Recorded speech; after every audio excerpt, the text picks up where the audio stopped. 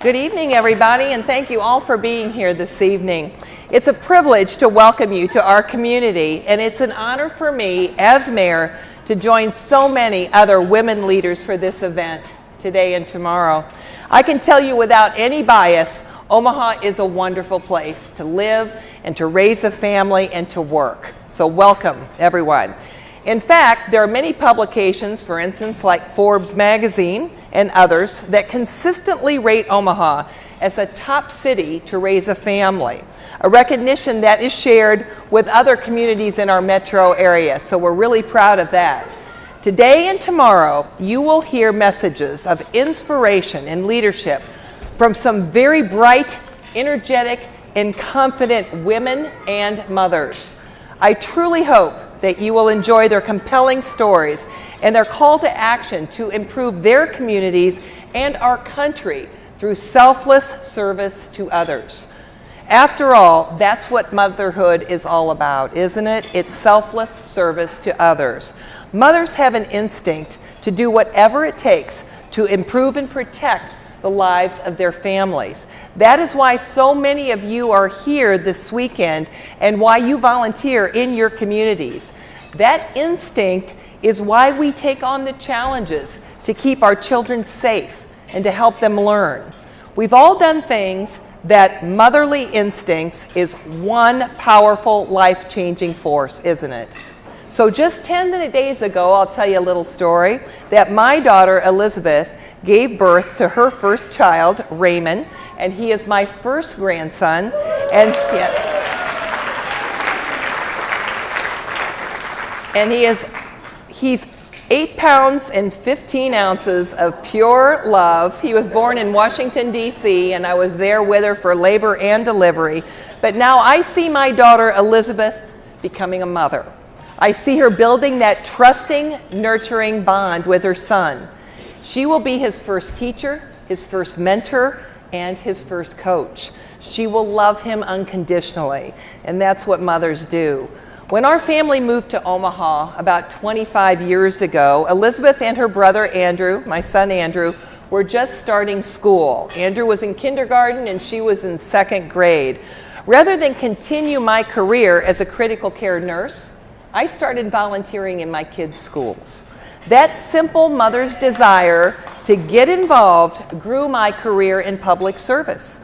I was appointed and then elected to the Millard Board of Education, where I served 11 years on the school board, 3 years as president of that board.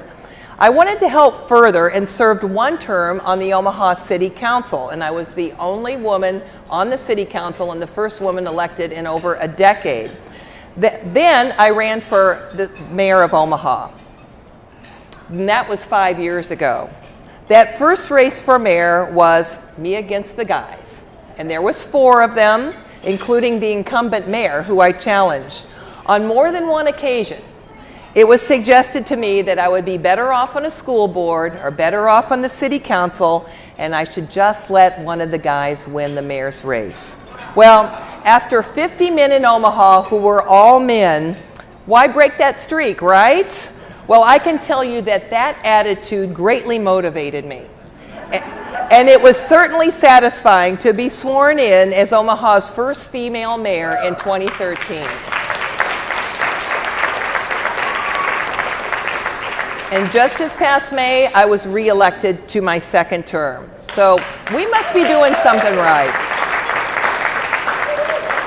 Nationwide, we do see more women running for office now, and that's really important. Women make great candidates, and they make even better office holders. We serve with a temperament that leads to success in our work. We have the ability to bring people together to reach a common goal. Women leaders that I have worked with study the facts, and they communicate very well. Women often listen better and are less quick to judge, and we follow up on our commitments. Women leaders also recognize that while elected officials are responsible for leading and performing, the real power rests with the people, and that's the way it should be. I've known some remarkable women leaders, and they are caring, and they are selfless, and they are very determined too. We all have women and mothers and leaders that we look up to. Our grandmothers, our aunts, our own moms, civic leaders, teachers, faith leaders, and the list goes on and on and on. But let me tell you briefly about one of these women from Omaha, Nebraska. This is a female leader that had a tremendous personal impact on me and on my community. Omaha police officer Carrie Orozco was just 29 years old when she was gunned down and killed by a gang member 2 years ago. She was assigned to the gang unit, and she volunteered for the Fugitive Task Force, which was a dangerous but a very important job. The loss of Officer Orozco impacted those of us in Omaha for many, many reasons.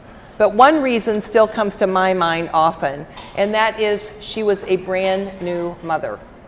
Officer Orozco and her husband Hector just had a baby 3 months before she was killed. Olivia was born prematurely and remained in the hospital for 3 months. The day before Olivia was supposed to come home, Carrie was murdered. I talk about Officer Orozco frequently because it is women and mothers like her that reflect that selfless service to others and what it truly means. And I hope her work and her sacrifice will further compel your service to others just as it did for me. So thank you again for all of you for being here tonight, and I look forward to seeing you again tomorrow. So thank you again and have a great night. It's good to be with you all.